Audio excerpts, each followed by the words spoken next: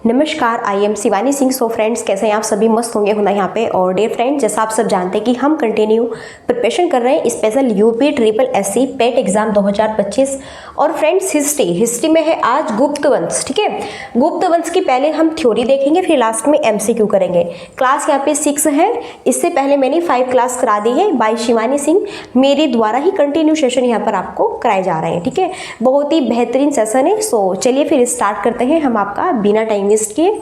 Okay, और हाँ, सबसे पहले मैं आपको बता दूं, देखो, अगर आपको बिल्कुल फ्री में पीडीएफ चाहिए, बिल्कुल फ्री में, ओके, कोई भी चार्ज नहीं है, फ्री में पीडीएफ चाहिए, क्योंकि इससे क्या होगा, आपका टाइम भी वेस्ट नहीं होगा और आपको लिखना भी नहीं पड़ेगा। सिर्फ और सिर्फ आप रिवाइज करो एंड पढ़ो यहाँ पे।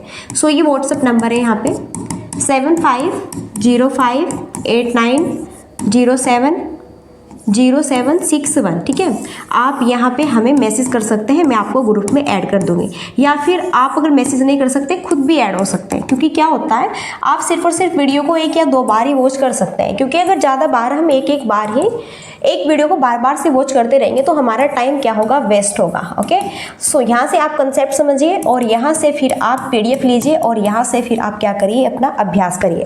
Okay, continuity. सो चलिए, आपको बिल्कुल थोड़ी भी मेहनत नहीं करनी है।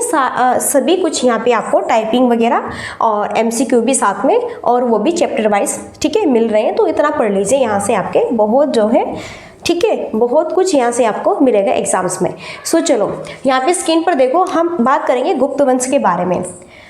ओके, चलिए, गुप्त वंश, सातवाहन वंश के अंतिम शासक कौन थे? सातकर्णी को पराजित करके श्रीगुप्त ने गुप्त वंश की स्थापना की थी। तो गुप्त वंश की स्थापना किसने की थी? सबसे पहला पॉइंट यहाँ पे यही बनता है भाई, गुप्त वंश की स्थापना किसने की थी? गुप्त वंश की स्थापना की थी श्रीगुप्त ने। श्रीगुप्त ने गुप्त वंश की स्थापना की थी। और सातवाहन वंश के अंतिम शासक थे सातकर्णी, इसको पराजित करके, इसको हराकर। ठीक है, श्रीगुप्त ने इसे हराया था। सातवाहन वंश के अंतिम शासक ने सातकर्णी, इन्होंने, श्रीगुप्त ने इसको हराया था और फिर इन्होंने गुप्त वंश की स्थापना की थी। तो गुप्त वंश की स्थापना किसने की थी? श्रीगुप्त ने की थी। यहाँ से अगर क्वेश्चन बनेगा तो आपको यह पॉइंट्स याद रखना है कि गुप्त वंश की स्थापना किसने की थी? श्रीगुप्त ने की थी। यहीं पे गुप्त शासकों की दरबारी भाषा संस्कृत थी। तो भैया, जो गुप्त शासक थे, इनकी दरबारी भाषा क्या थी? यहाँ पे संस्कृत थी। श्रीगुप्त ने भारत के 6 महाजनपदों को जीता था। इसके बाद घटोत्कच और फिर चंद्रगुप्त प्रथम अगला शासक बना। तो इसके बाद श्रीगुप्त ने भारत के 6 महाजनपदों को जीता। तो श्रीगुप्त ने भारत के कितने महाजनपदों को जीता? 6 महाजनपदों को जीता। ये पॉइंट्स आपको याद रखना है, यहां से क्वेश्चन बनता है। ओके, और इसके बाद फिर घटोत्कच और फिर चंद्रगुप्त प्रथम अगला क्या बना? शासक बना। क्लियर है सारे पॉइंट्स? चलो, अब यहाँ पे देखो, आगे देखो, स्क्रीन पर है चंद्रगुप्त प्रथम। आगे नेक्स्ट है चंद्रगुप्त प्रथम। चंद्रगुप्त प्रथम ने ही गुप्त संवत की शुरुआत की थी। तो भैया, चंद्रगुप्त प्रथम ने ही गुप्त संवत की शुरुआत की थी। तो गुप्त संवत की स्टार्टिंग किसने की थी? गुप्त संवत की शुरुआत की थी चंद्रगुप्त प्रथम ने। ओके, फिर चंद्रगुप्त प्रथम ने महाराजा धीराज की भी उपाधि धारण की थी। तो महाराजा धीराज की उपाधि किसने धारण की थी? चंद्रगुप्त प्रथम ने की थी। चंद्रगुप्त प्रथम ने लिच्छवी राजकुमारी देवी के साथ में विवाह किया था। ये सारे पॉइंट्स आपको याद रखने हैं। यहाँ से क्वेश्चन बनते हैं कि चंद्रगुप्त मौर्य ने किसके साथ विवाह किया था? इन्होंने किया था लिच्छवी राजकुमारी देवी के साथ। महाराज धीराज की उपाधि धारण किसने की थी? चंद्रगुप्त प्रथम ने की थी। चंद्रगुप्त प्रथम ने ही गुप्त संवत की शुरुआत की थी। सारे पॉइंट्स आपको याद होने चाहिए। ओके, आगे बढ़े नेक्स्ट।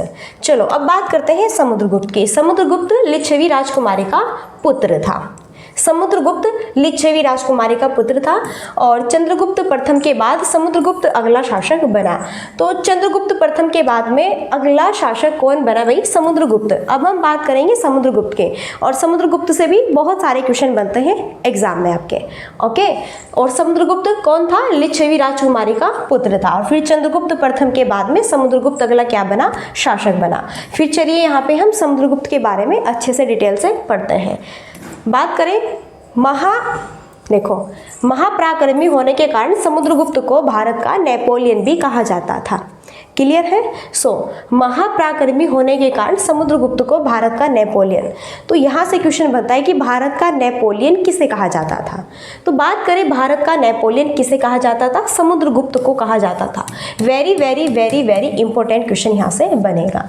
इतिहासकार V.A. स्मिथ ने समुद्रगुप्त की विजयों से प्रभावित होकर उसे भारत का नेपोलियन कहकर पुकारा है।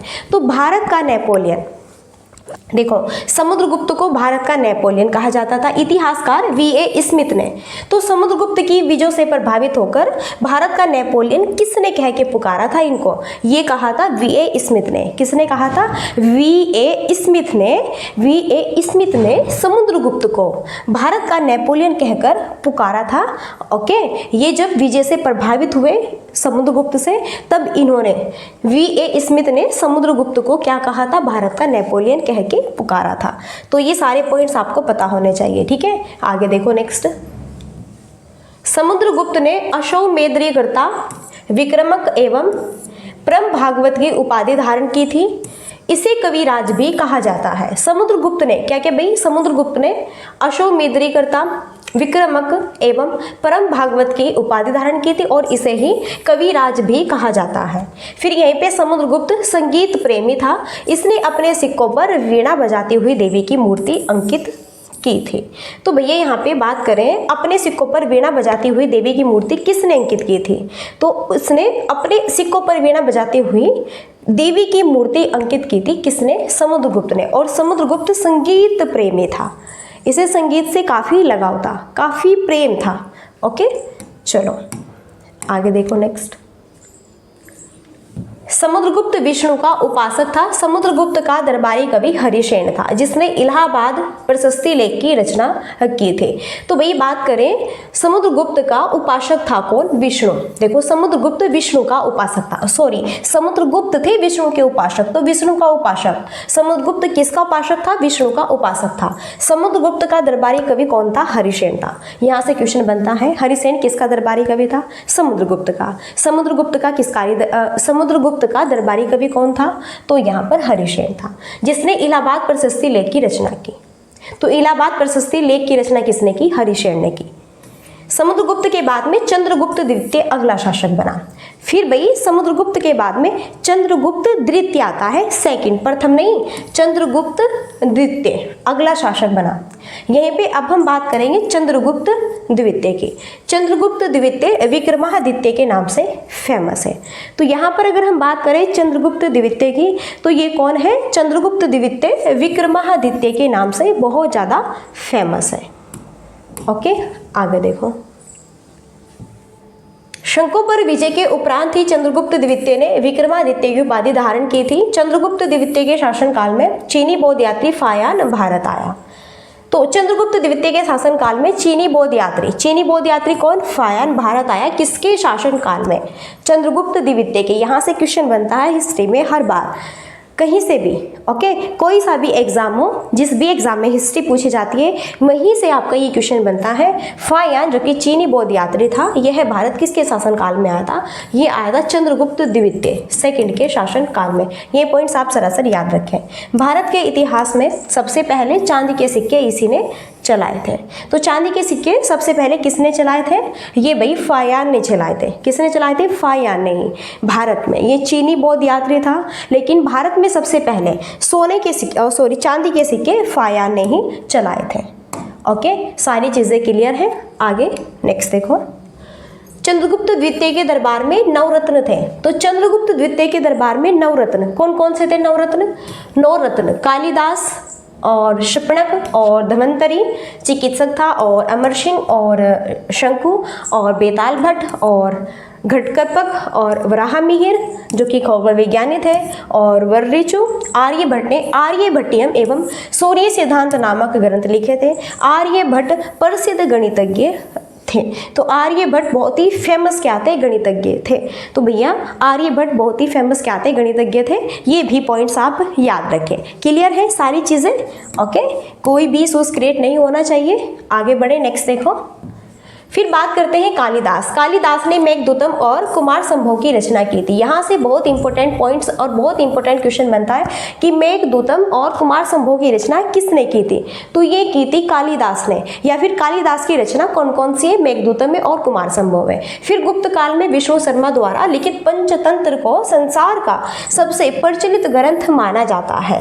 तो भैया यहाँ से क्वेश्चन बनता है very very important, very very very important. यहाँ से क्वेश्चन किस माध्यम से बनता है कि गुप्त काल में विष्णु शर्मा द्वारा लिखित, तो किसके द्वारा, पंचतंत्र किसके द्वारा लिखा गया है, पंचतंत्र लिखा गया है विष्णु शर्मा के द्वारा। बहुत ही फेमस है, प्रचलित ग्रंथ माना जाता था। ओके, फिर चंद्रगुप्त द्वितीय का शासनकाल भारतीय इतिहास का स्वर्ण काल कहा जाता है। तो जब चंद्रगुप्त द्वितीय का शासनकाल था तो चंद्रगुप्त सेकंड के शासनकाल को क्या कहा जाता है, स्वर्ण काल कहा जाता है, सोने का काल कहा जाता है। काफी अच्छा प्रदर्शन था इनका। ओके, तो भैया चंद्रगुप्त द्वितीय का शासनकाल भारतीय इतिहास का स्वर्ण काल कहलाता है। यहाँ से जो मैंने सारे पॉइंट्स यहाँ से लिए हुए हैं, हर एक पॉइंट से एग्जाम में हर एक पॉइंट से क्वेश्चन बनने वाला है। एग्जाम में हर एक पॉइंट से क्वेश्चन बनने वाला है, बहुत बेहतरीन, एकदम गजब वाले क्वेश्चंस। ठीक है, तो डियर फ्रेंड्स ये सारे पॉइंट्स आप हमेशा याद रखें। ओके, चलिए अब हम आगे बढ़ते हैं और आगे देखो स्क्रीन पर, ये भी बहुत ही बेस्ट एंड फेमस यहाँ पे हमारे पॉइंट्स हैं कि गुप्त काल की प्रसिद्ध, एक मिनट रुको, चलो बात करते हैं। गुप्त काल की प्रसिद्ध महिला शासिका प्रभावती गुप्त थी।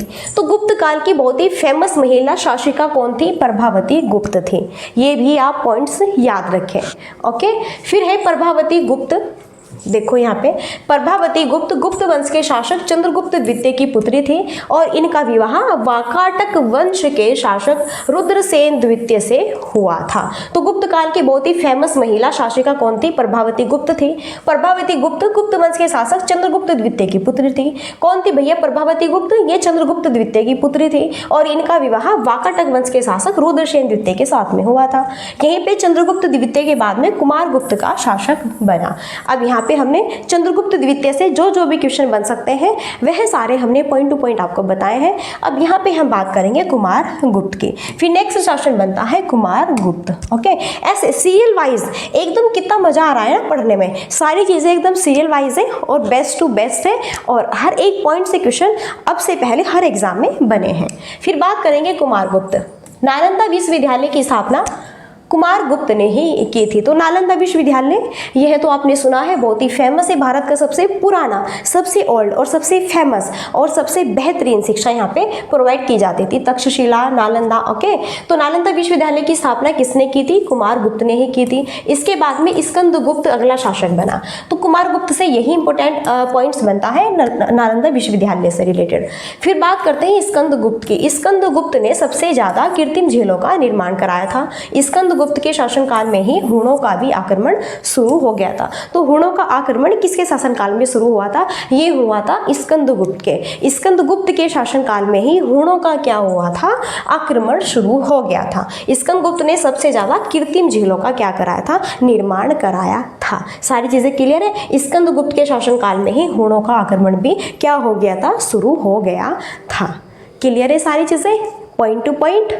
ओके, आगे बढ़े, चलिए। स्कंदगुप्त ने भारत पर हुणों के आक्रमण को विफल किया था। अजंता कलाकृतियां गुप्त काल से संबंधित है और गुप्त वंश कला एवं स्थापत्य के लिए बहुत ही फेमस था। यहीं पे भारतीय संस्कृति का स्वर्ण युग गुप्त काल को ही कहा जाता है। तो स्कंदगुप्त ने भारत पर हुणों के आक्रमण को क्या किया था, विफल किया था। ओके, अजंता कलाकृतियां गुप्त काल से ही रिलेटेड है और गुप्त वंश काल और जो स्थापत्य के लिए बहुत ही क्या था, ये फेमस था। यहीं पे भारतीय संस्कृति का इसे स्वर्ण युग गुप्त काल को ही कहा जाता है। ओके, सारे पॉइंट टू पॉइंट आपको याद रखने हैं।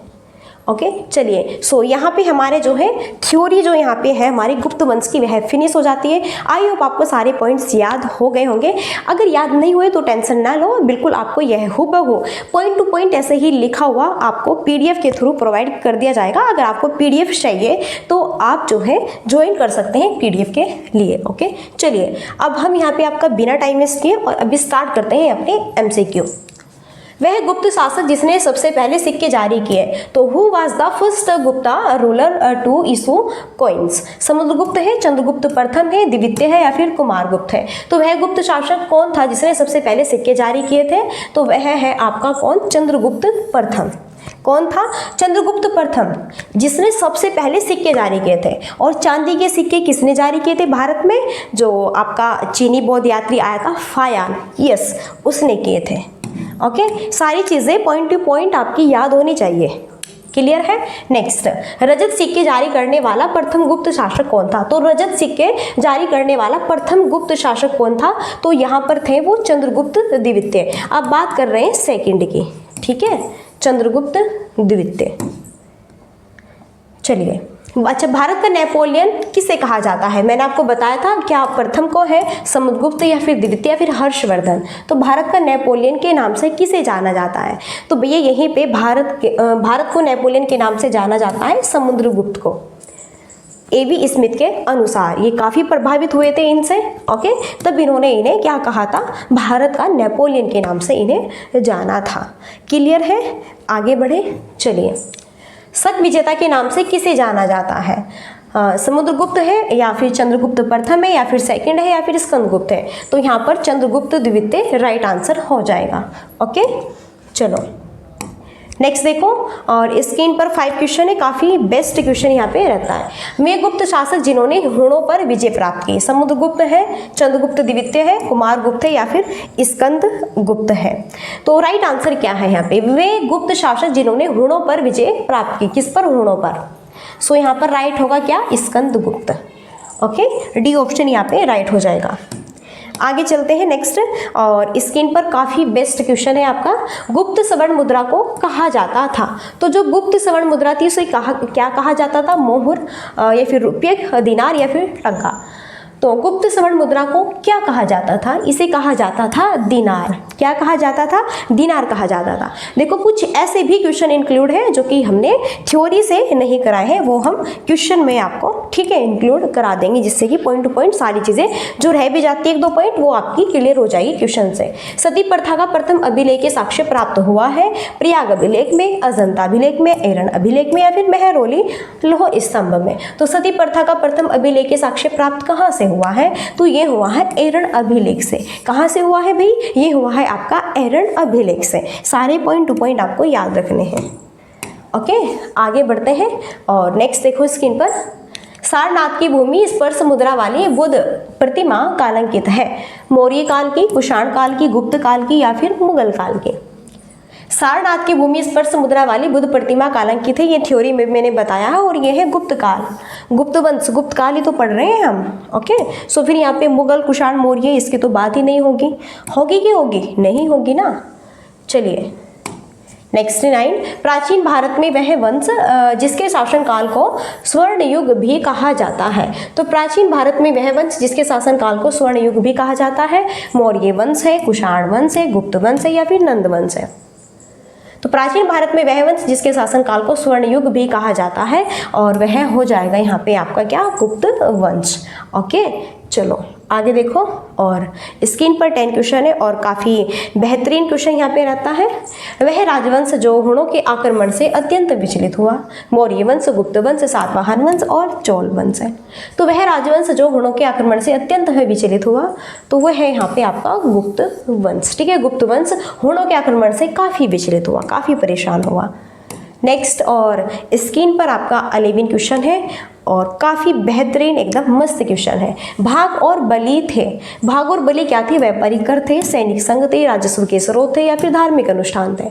भाग और बलि थे क्या? राजस्व के स्रोत। तो राजस्व के स्रोत भाग और बलि थे। ये पॉइंट्स आपको याद रखना है, काफ़ी बेहतरीन और इम्पोर्टेंट पॉइंट्स यहाँ पे होगा। चलिए नेक्स्ट, भारतीय दर्शन की प्रारंभिक शाखा क्या है? तो भारतीय दर्शन की प्रारंभिक शाखा वेदांत है, योग दर्शन है, सांख्य दर्शन है और न्याय दर्शन है। भारतीय दर्शन की प्रारंभिक शाखा क्या है? सो यहाँ पे होगा क्या? Sankhya Darshan. So as a tick right answer C option best यहाँ पे होगा हमारा। ठीक है, चलिए आगे देखो। नेक्स्ट क्रम का सिद्धांत किससे संबंधित है? नेक्स्ट हमें बताना है कर्म का सिद्धांत किससे संबंधित है। वेदांत है, मीमांसा है, योग दर्शन है, सांख्य दर्शन है। तो कर्म का सिद्धांत किससे संबंधित है, तो यह रिलेटेड है आपका मीमांसा से। किससे रिलेटेड है, मीमांसा से यह रिलेटेड है। आई होप क्लियर हो गया होगा। चलिए आगे देखो। नेक्स्ट है योग दर्शन के प्रतिपादक कौन है, गौतम, पतंजलि, कपिल और बौद्ध। ये बहुत ही बेसिक क्वेश्चन है, और ये बेसिक तो क्वेश्चन है ही, लेकिन यहाँ से हर बार क्वेश्चन बनता है एग्जाम में। ओके, देखो जो हमें काफ़ी बेसिक से क्वेश्चन लगते हैं ना, अक्सर वही क्वेश्चन हमारे एग्जाम में आते हैं। तो योग दर्शन के प्रतिपादक कौन है, यहाँ पे पतंजलि है। कौन है भाई, पतंजलि। ठीक है, चलो आगे देखो। स्क्रीन पर 15 क्वेश्चन है। न्याय दर्शन को प्रचारित किया था, गौतम ने, कपिल ने, पतंजलि ने या फिर याज्ञवल्क्य ने। तो न्याय दर्शन को किसने प्रचलित किया था, प्रचारित किया था, प्रचलित किया था, और ये क्या था, गौतम ने। किसने किया था, गौतम ने यहाँ पे किया था। ठीक है, चलो 16 क्वेश्चन है। काम रूप में वैष्णव धर्म को लोकप्रिय बनाया, शंकरदेव ने, रामानंद ने, या फिर चैतन्य महाप्रभु ने, या फिर निमाई ने। तो काम रूप में वैष्णव धर्म को लोकप्रिय बनाया, और ये बनाया था शंकरदेव ने। किसने बनाया था भैया, शंकरदेव ने बनाया था। फर्स्ट ऑप्शन यहाँ पे राइट होगा। Okay, next. बीजगणित के क्षेत्र में अपने योगदान के लिए विशेष रूप से जाने जाते हैं। तो बीजगणित के क्षेत्र में अपने योगदान के लिए विशेष रूप से जाने जाते हैं कौन, भास्कर। कौन जाने जाते हैं, भास्कर। बीजगणित के क्षेत्र में अपने योगदान के लिए भास्कर जाने जाते हैं। तो ये पॉइंट्स भी आपको याद रखना है। ओके, आगे नेक्स्ट बढ़ो। देखो,